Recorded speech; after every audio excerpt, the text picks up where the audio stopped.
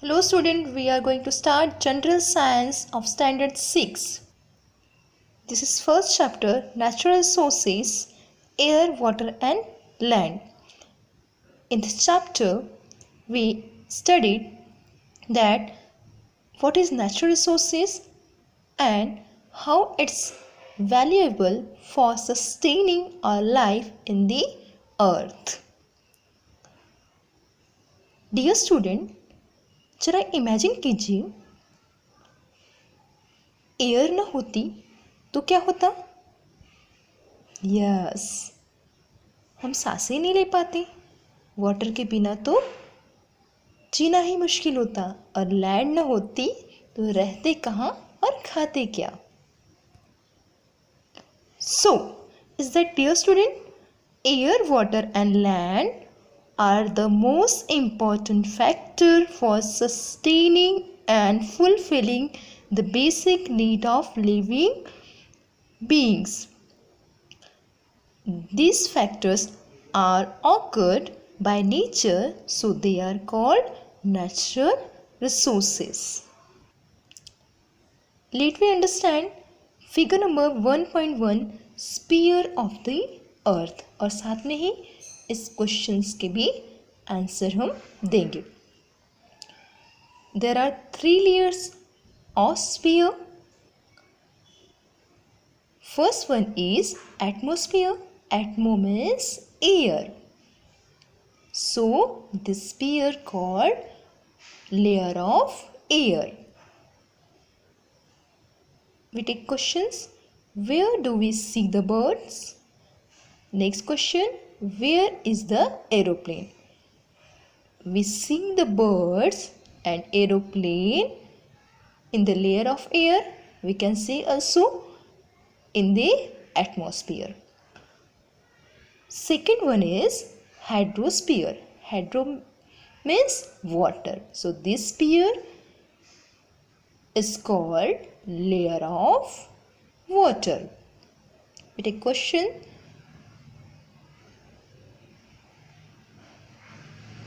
Where are the fish seen? On what is the sailboat floating? Yes, fish seen in the water and sailboat floating on the water. We can also say fish and sailboat are located in the layer of water. That means in the hydrosphere. The third one is lithosphere. Litho means land. So the sphere called layer of land. Take second number question. Where is the cow grazing? Cow grazing in the land. Next question. Where locate the tree and the road? तो road और tree कहाँ नजर आते हैं हमें? Land पे. We can say cow and tree locate on the lithosphere. हम इस क्वेश्चन को भी कर लेते हैं. What does the river comes from? How does it flow? So river comes from hilly region and it flow downward direction. नीचे की ओर बहती हुई आ रही है river. These 3 sphere called together biosphere. Biosphere means where life exists. तो हम देख सकते हैं यहाँ इन तीनों स्फीयर में लाइफ एग्जिस्ट कर रही है. Air, water and land are important factor for the living beings और living beings are totally depend on these 3 factor, air, water and land. Because respectively the living beings are depend on atmosphere, hydrosphere and lithosphere. I hope student इतना तो आपके समझ में आ गया होगा. ये first paragraph और इस फर्स्ट पैराग्राफ को मैंने इस डायग्राम जब फिगर नंबर 1.1 में कवर कर दिया है. आप इसे रीड करोगे तो आपकी समझ में आ जाएगा. Let we see next paragraph. The atmosphere is the layer of air that surrounds the earth. The surface of the earth comprises water and land. That is hydrosphere and lithosphere. Yes. जो अर्थ की जो surface है वो water और land को मिलकर बनी है. वाटर लैंड मतलब लेयर ऑफ वाटर को हम क्या बोलेंगे, हाइड्रोस्फीयर, और वाटर ऑफ लैंड में layer of land means lithosphere. So we can say earth surface hydrosphere और लिथोस्फीयर से मिलकर बनी है. अब the hydrosphere occupies a much larger part than the lithosphere. इस पैराग्राफ को और अच्छी तरह से समझने के लिए हम फिगर नंबर 1.2 की स्टडी कर लेते हैं. Figure number 1.2 proportion of land and water. तो आप यहाँ देख सकते हैं अर्थ सरफेस, वाटर और लैंड से अर्थ सरफेस क्या है, कवर है. There are 71% water present in the earth surface. तो आप समझ सकते हैं यहाँ पे लार्ज प्रोपोर्शन किसका है, वाटर का है.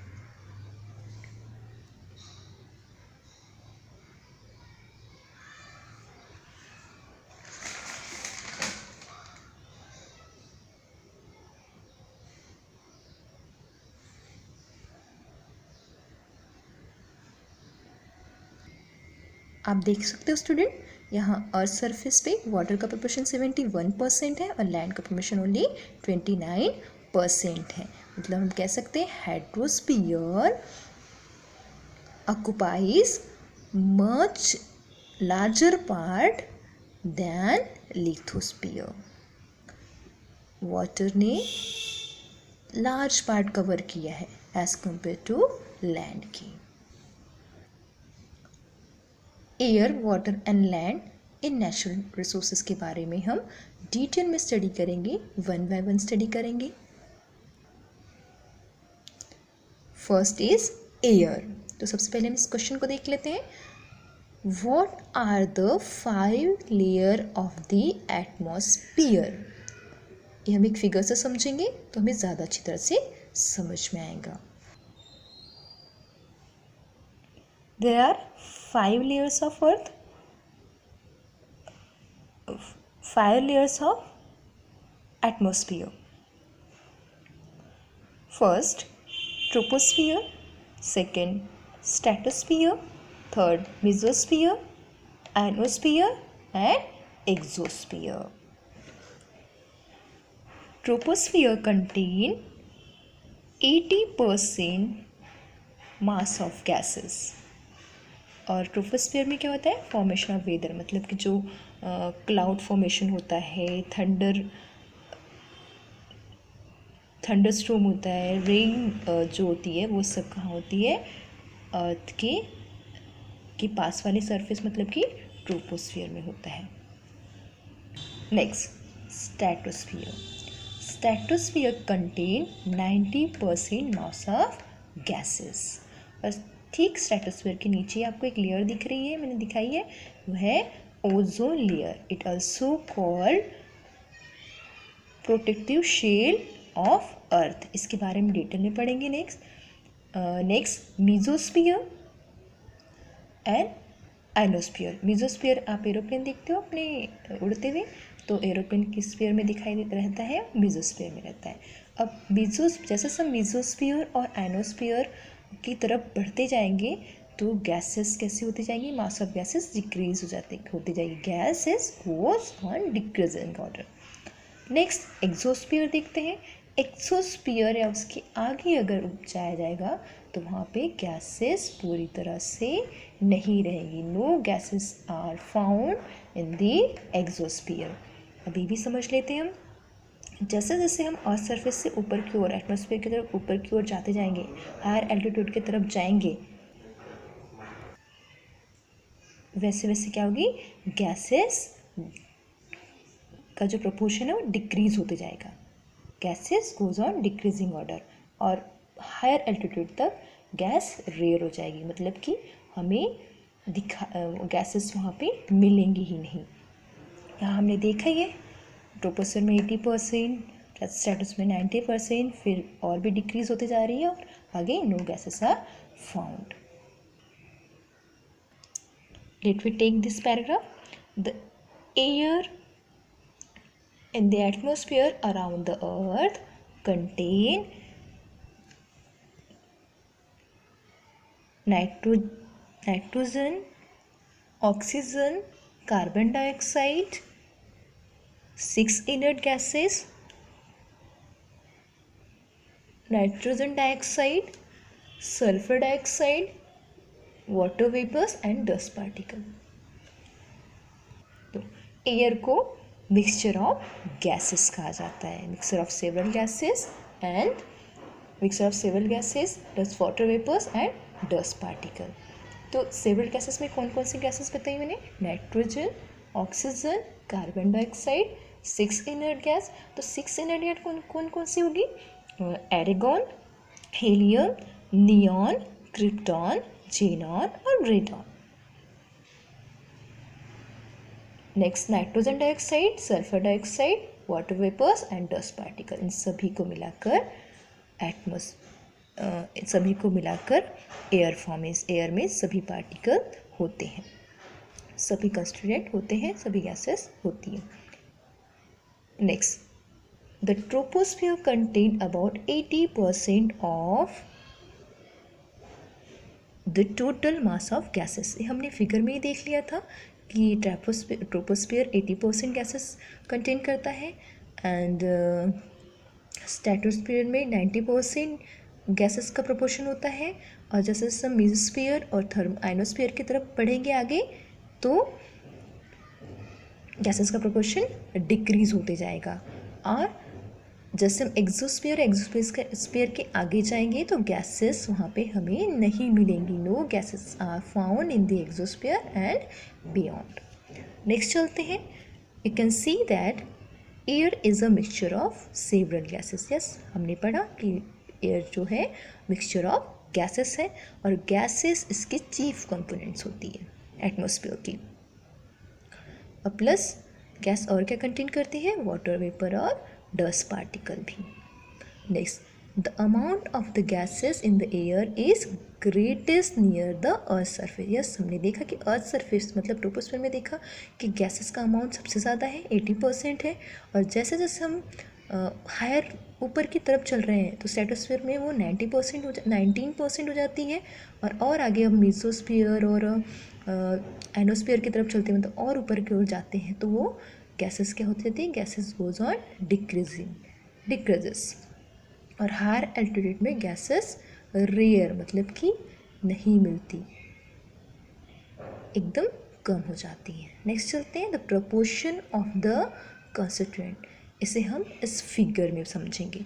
1.3 figure number 1.3, proportion of the various gases in the air. आप देख सकते हैं सबसे ज़्यादा प्रोपोर्शन किस गैस का है? नाइट्रोजन गैस का है। नाइट्रोजन गैस कितना? 78% है। ऑक्सीजन 21% है। Argon 0.9। Other constituent of air 0.07%। Carbon dioxide 0.3% है। Now we see some uses of gases in the air. तो फर्स्ट देखते हैं nitrogen gas help living things to build the necessary protein. हमारी body में living being में protein बनाने में, protein को बिल्ड करने में नाइट्रोजन गैस हेल्प करती है। और साथ ही अमोनिया के प्रोडक्शन में भी ये यूज़फुल होती है। और air tight packaging of food stuff, for example आप ले सकते हैं जैसे आप चिप्स के पैकेट हो गए, कुरकुरे हो गए, इनमें नाइट्रोजन गैस यूज़ की जाती है। Next, oxygen. हम सभी को पता है this is necessary gas for respiration of living things. और एक कंबशन के लिए भी यूज़ होती है। कंबशन मतलब किसी चीज़ को बर्न करने के लिए। इसका एग्जांपल ले सकते हैं हम, आप कैंडल बर्न कीजिए घर पे और उस पर ग्लास ढक दीजिए। जैसे आप ग्लास ढकेंगे कैंडल बुझ जाएगी। क्यों? क्योंकि उसे ऑक्सीजन प्रोवाइड नहीं होगा। ये प्रूफ होता है कि ऑक्सीजन कंबशन में हेल्प करता है, किसी चीज़ के बर्न में हेल्प करता है। नेक्स्ट लेते हैं कार्बन डाइऑक्साइड। तो कार्बन डाइऑक्साइड प्लांट के फोटोसिंथेसिस प्रोसेस में यूज़ होती है गैस। प्लांट की फूड बनाने की प्रोसेस में कार्बन डाइऑक्साइड यूज़ होता है। प्लांट इस गैस को यूज़ करते हैं। इसे it also use in the fire extinguisher. देखते हो कहीं आग लग जाती है तो फायर ब्रिगेड को बुलाया जाता है। वो रेड कलर का सिलेंडर उनके हाथ में होता है, उसे फायर एक्सटिंग्विशर कहते हैं। उसमें कार्बन डाइऑक्साइड गैस यूज़ की जाती है। नेक्स्ट चलते हैं एरेगॉन। तो argon use in the electric bulb. आप सभी को पता है इलेक्ट्रिक बल्ब घर पे होता ही है आपके, उसमें एरेगॉन गैस यूज़ की जाती है। Helium gas is use for obtaining low temperature and also for generating lift in airship। तो एयरशिप को लिफ्ट करने में इसका यूज़ किया जाता है। साथ ही साथ अगर लो टेम्परेचर ऑब्टेन करना है तो भी हीलियम गैस का यूज़ किया जाता है। नेक्स्ट चलते हैं नियॉन गैस।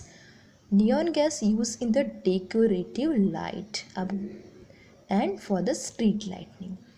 अब दिवाली जैसे जो फेस्टिवल सेलिब्रेट करते हो तो घर पे क्या वो सीरीज़ लगाते हो, डेकोरेटिव लाइट्स यूज़ करते हो, लगाते हो, उसमें नियॉन गैस यूज़ की जाती है। Krypton use in the fluorescent tube. आप ट्यूबलाइट देखा होगा अपने, उस टाइप ये क्रिप्टॉन गैस फ्लोरोसेंट ट्यूब में। Next xenon gas is use in the flash photography. आप देखिए बड़े बड़े कैमरा से फ्लैश फोटोग्राफी ली जाती है, तो इस फ्लैश फोटोग्राफी में जेनॉन गैस यूज़ की जाती है। रेडॉन यहाँ यूज़ तो दिया नहीं, पर रेडियोलॉजिकली ये यूज़ की जाती है। अब आती है सबसे ज़रूरी बात जो हमें याद रखनी चाहिए as a human being. The living birds on the earth sustain due to the balance between various gases and other constituents of air।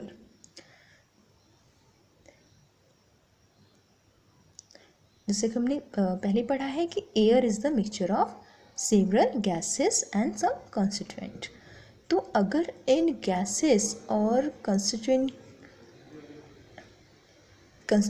जो वेरियस गैसेस और कंस्टिट्यूएंट इनका बैलेंस अगर बिगड़ा तो एयर क्या हो जाएगी, पोल्यूट हो जाएगी। इसलिए इसका बैलेंस नहीं बिगड़ना चाहिए। और एयर पोल्यूशन हुआ तो उससे किसे खतरा है, हमें ह्यूमन बीइंग को ही।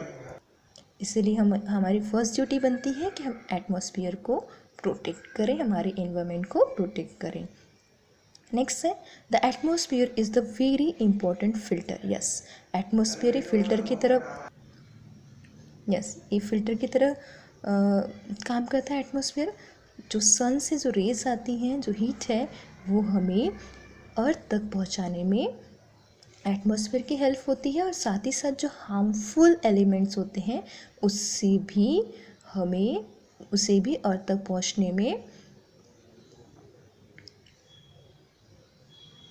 पहुंचने से ये एटमॉस्फेयर रोकता है। It is in the atmosphere that fog cloud, मतलब वेदर फॉर्मेशन भी यहाँ होता है। फ्लॉग हो गया, क्लाउड हो गया, स्नो हो गया, रेन हो गया, जिससे हमें फ्रेश वाटर मिलता है। ये सब कहाँ प्रोड्यूस होता है, एटमॉस्फेयर में प्रोड्यूस होता है। इससे आपकी समझ में आ गया होगा कि atmosphere is a very important factor, is the air is a very important factor for living being। चलिए नेक्स्ट क्वेश्चन ले लेते हैं हम। What is the similarity in the 3 pictures below. इसका आंसर हमें कहाँ मिल जाएगा, इस पैराग्राफ से ही मिल जाएगा। All the above picture show large scale emission of smoke through different agencies। आप देख सकते हो फर्स्ट पिक्चर में स्मोक इमिशन हो रहा है, तीनों पिक्चर में क्या हो रहा है, स्मोक इमिट हो रही है डिफरेंट एजेंसीज में। तो पहले फर्स्ट पिक्चर में फैक्ट्री की चिमनीज से क्या हो रहा है, स्मोक इमिट हो रहा है। नेक्स्ट व्हीकल से स्मोक इमिट हो रहा है। और नेक्स्ट थर्ड पिक्चर में क्या दिख रहा है, फॉरेस्ट से स्मोक इमिट हो रहा है, राइट।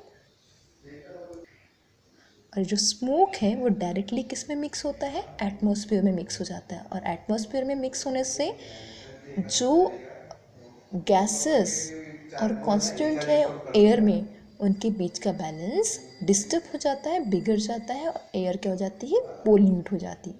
उसे हम कहते हैं air pollution. Yes, the smoke directly mix with the atmosphere and disturbing the balance between the constituent of air, and this is called air pollution. यहाँ पे कुछ हार्मफुल इस बॉक्स में कुछ हार्मफुल सब्सटेंस दिए गए हैं जो कि फ्यूल के इनकम्प्लीट कंबशन से रिलीज़ होते हैं। अब फ्यूल मीन्स जो हम व्हीकल में यूज़ करते हैं, इंडस्ट्री में यूज़ करते हैं, और लाइक वुड एंड कोल जैसे फ्यूल हैं, उनसे क्या होती है, हार्मफुल सब्सटेंस रिलीज़ होते हैं अगर उनका इनकम्प्लीट कंबशन होता है। तो वो है नाइट्रोजन गैसेस। तो फिर हम ये हार्मफुल सब्सटेंस कौन से हैं, first nitrogen dioxide, carbon dioxide, carbon monoxide, sulphur dioxide and suit. अब कहोगे सूट क्या है। अब जब देखो ज़्यादा ट्रैफिक एरिया से गुजरो और कुछ व्हीकल से स्मोक इमिट हो रहा होता है, उसके सामने से आप गुजरो और चेहरे पे थोड़ा ब्लैक ऐसे पार्टिकल्स आ जाएंगे, स्मॉल पार्टिकल्स आएंगे। जब आप घर आकर फेस वॉश करोगे तो कुछ समझ में आता है, फिर पोछो आप अपने हैंकी से तो आपको समझ में आएगा, ब्लैकिश कलर में दिखाई देता है कुछ आपको, उसी को कहते हैं सूट। ये दिन The harmful gases are given out through the combustion of fuels in vehicle and big industries. Yes, जो harmful gases है वो कहाँ से निकलती हैं, वो फ्यूल के व्हीकल और बिग इंडस्ट्रीज में यूज़ करी जाने वाले फ्यूल के इनकम्प्लीट कंबशन से। और व्हाट इज़ कंबशन, कंबशन मतलब कहा मैंने, बर्न होना। कोई चीज़ पूरी तरह से बर्न ना हुई तो उसको कहेंगे incomplete combustion. And also through the incomplete combustion of the fuel like wood and coal. Wood and coal के इनकम्प्लीट कम्बशन से भी क्या होते हैं, हार्मफुल गैसेस रिलीज होती हैं। अब as a result air pollution is increasing, इसीलिए हार्मफुल गैसेस के बढ़ने से एयर पोल्यूशन क्या होते जा रहा है, दिन ब दिन बढ़ते ही जा रहा है। अब नेक्स्ट लेते हैं ozone layer. It also called the protective shield. There is a layer of ozone gas in the lower part of the stratosphere. हमने फिगर में देखा था ओजोन लेयर ये स्ट्रेटोस्फेयर के लोअर पार्ट में दिखाई देती है।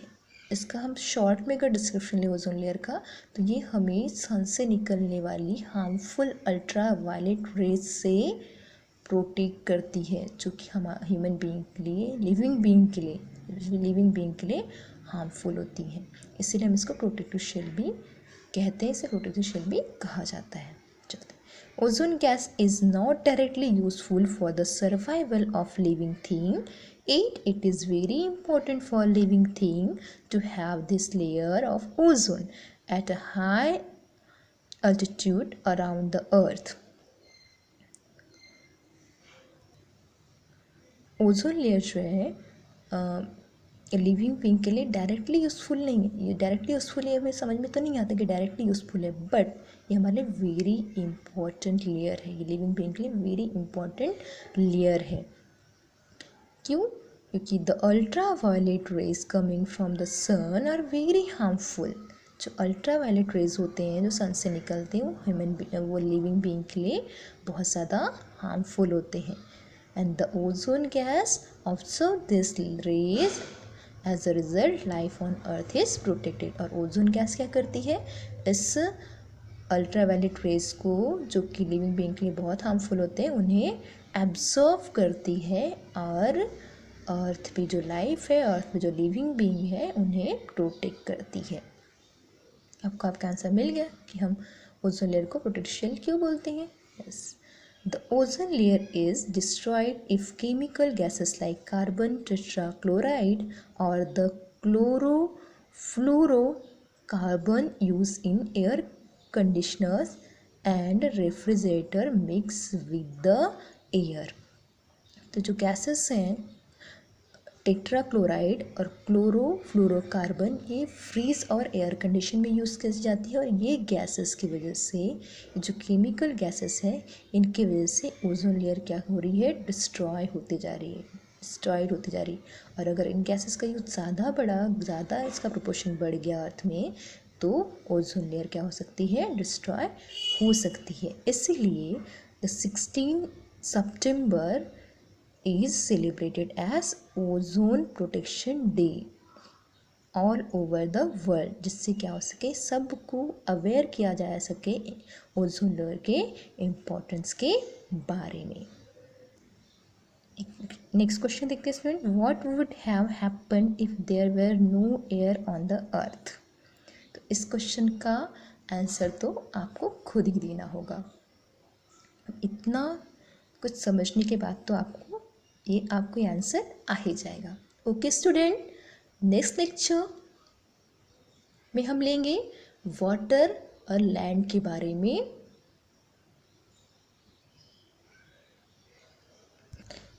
तो अब नेक्स्ट लेक्चर का आप इंतज़ार कीजिएगा, जिसमें हम जानेंगे वाटर और लैंड के इम्पोर्टेंस।